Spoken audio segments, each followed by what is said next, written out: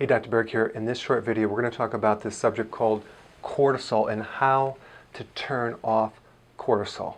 The first thing you need to know is that cortisol is made from the outside of the adrenal gland. This is the adrenal gland. You have two of them on top of the kidney. They look like this.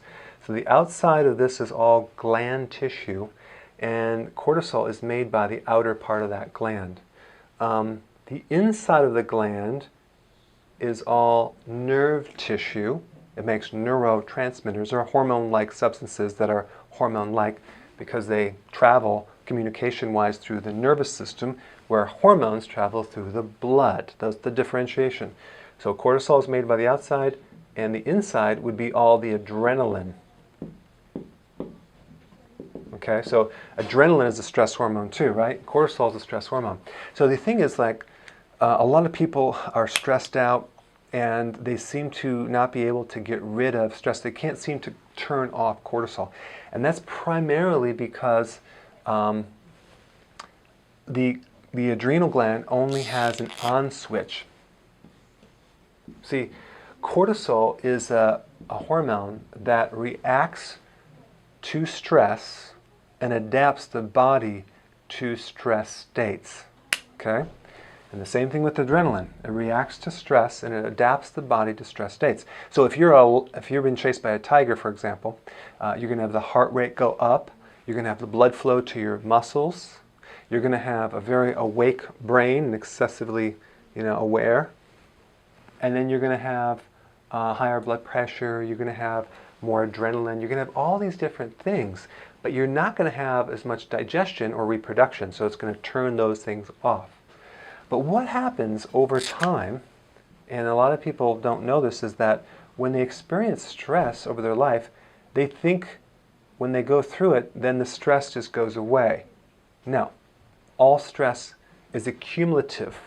I have a machine that measures accumulating stress, and you can see in a body the huge relationship between the quantity of stress and then in present time, their body is stuck on and will not turn off because the adrenal only has an on switch. It doesn't have an off switch. Okay? So all stress accumulates. And it's also interesting to note that, and I'm going to just tell you, it's probably 100%, it might be 99% of the time, but nearly 100% of the time you take autoimmune cases like rheumatoid and MS and lupus and all these different autoimmune diseases, it always happens after a stress event. Primarily a loss or some threat of loss or divorce or whatever. Why is that? Because a loss is a severe stress to the adrenal. It shocks the body even more than a physical stress.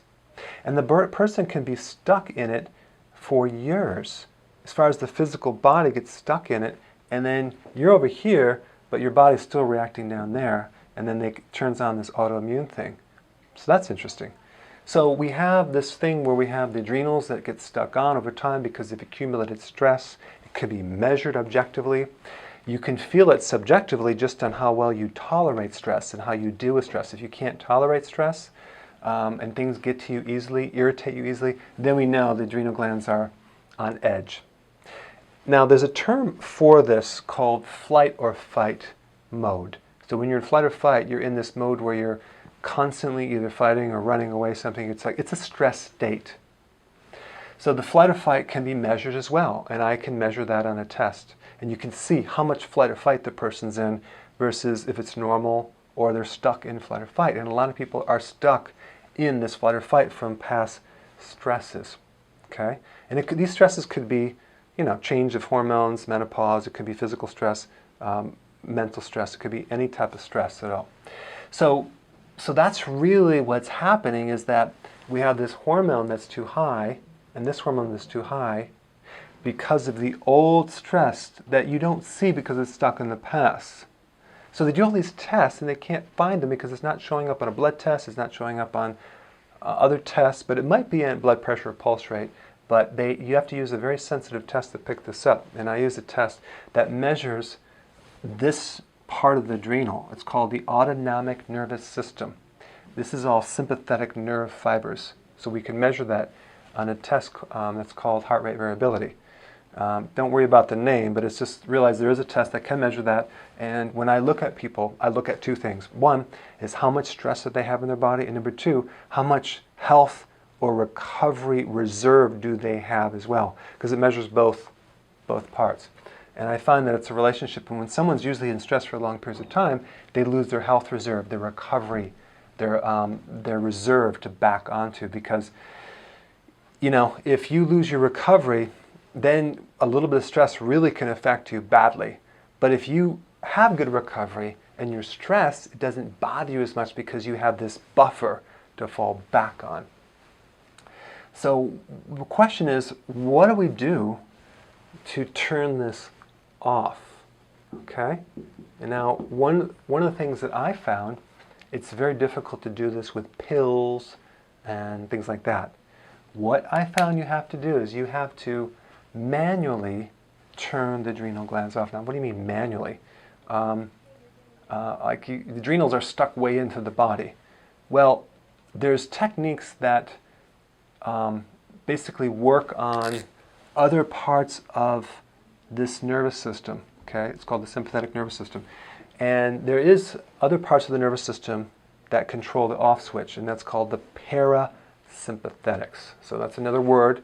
Parasympathetics means the part of the nervous system that turns things off because it controls rest and digestion. So inevitably, someone that's stressed usually has problems with resting and digestion.